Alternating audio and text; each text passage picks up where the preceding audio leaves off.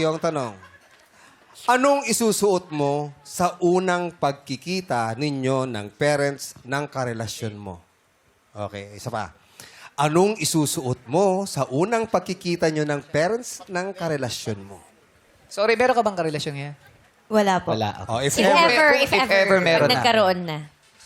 And first of all, hindi ko po kasi alam kung ano yung feeling na may karelasyon. Pero if ever, gusto ko po kasi maging presentable. Pwede ka naman maging sexy at the same time decent kung haharap ka man sa parents ng karelasyon mo.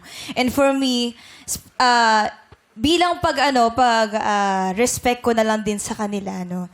Gusto ko pong ipakita na nirerespeto ko yung anak ninyo by being decent and at the same time sexy. Kasi po, hindi lang din naman, gusto ko lang din po i-share, hindi lang din naman kasi sa physical na kaanyuan nga, ang nakikita ang pagiging sexy, kundi rin sa mindset, sa itsura, sa humor, and of course, sa pananamit mo. And thank you. Wow. Ano ba yung, pwede ba namin tanong, ano ba yung decent na pananamit? Anong na-visualize mo? Sexy but decent. Polo, Like blazer ba? pants, dress.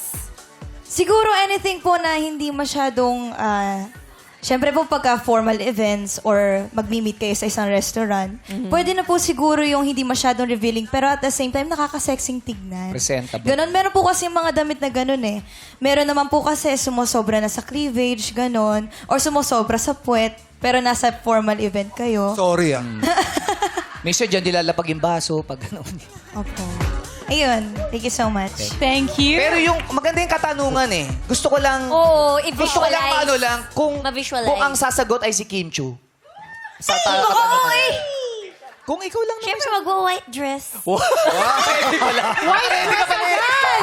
Ang bilis. Bilis mo ba sumagot? Kasi tanong kasi anong kasuotan. Ano ko? So, White dress, parang ganito na white. Yes, pwede naman. Hello po. Charot! Hello po!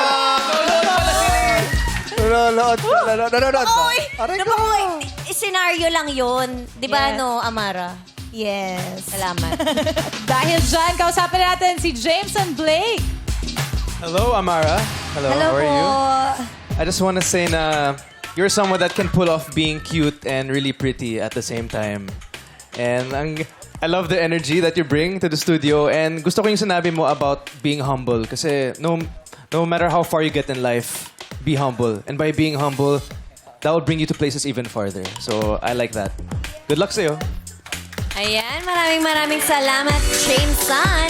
At sa ating sexy babe number 4, Amara Incela.